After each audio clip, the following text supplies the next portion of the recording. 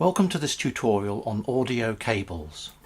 Most cables consist of an outer protective insulation layer and one or two inner cores, each with their own insulation, and a surrounding braided earth core shield.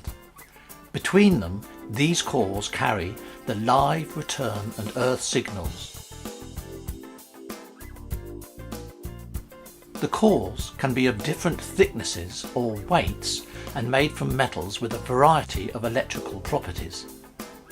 The properties of these metals are expressed in terms such as resistance and capacitance, and each are suitable for different types of leads.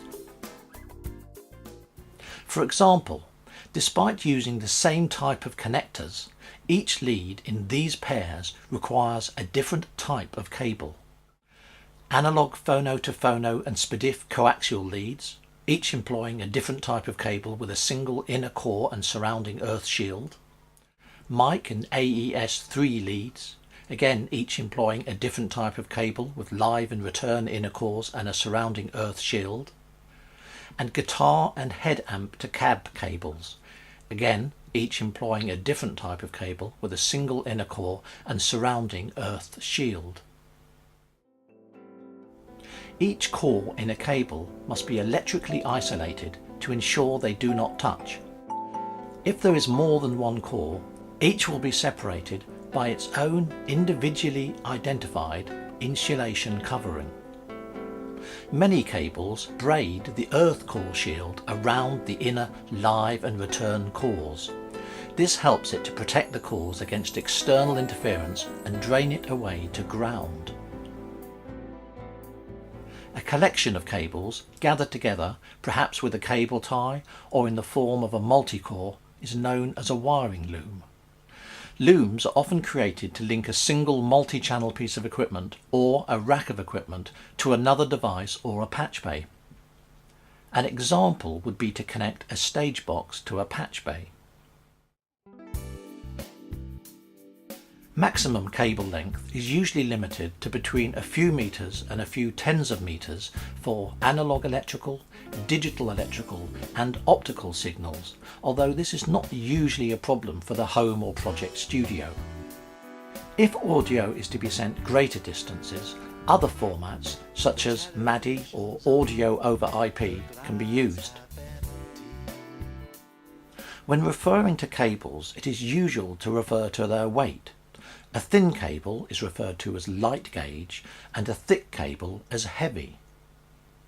The weight of the metal in the cores does not always affect the quality of the signal passing along it. Provided the electrical properties are correct, decisions about weight are more likely to be informed by ergonomics. For example, because of space limitations, it is common to specify very light gauged installation cable for looms when wiring a patch bay to a mixing desk, but the same cable would not be used for making patch cores. A heavier gauge and more robust cable would be needed to survive the constant flexing, plugging and unplugging. Here are some examples of typical cable gauges used for leads. Balanced installation cable, light. Mic cable, heavy durable designed for constant flexing. Unbalanced line level cable, medium. Guitar cable, heavy durable designed for constant flexing. Speaker cable, heavy.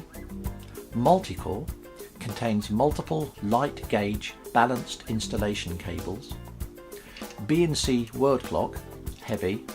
SPDIF coaxial, medium, and optical, very thin and delicate. Sales literature about cables may also include details of thickness of insulation layers, overall diameter, and the number of strands in each core. The electrical properties of cables are expressed in terms such as capacitance and resistance. For many applications, it is essential that the correct type of cable is used. For example, speaker cab leads, SPDIF coaxial leads and balanced installation leads all require very different types of cable. However, It is no longer necessary for home and project studio owners to understand cable theory in depth. We can simply use a specialist supplier who will identify the cables they sell in terms of their uses. So, for example, we can buy a cable identified in a catalogue as being suitable for installation looms, mic leads or AES leads, safe in the knowledge that they will be correct for the job at hand. A coaxial cable is one in which a single insulated inner core is surrounded by a braided earth core. The term is often used in the context of digital electrical signal connection, such as an SPDIF coaxial lead or a BNC coaxial lead. The script for this tutorial, with accompanying screenshots, can be found at projectstudiohandbook.com. And finally, please don't forget to subscribe to our YouTube channel or at the website to get instant notification of new videos as they are uploaded.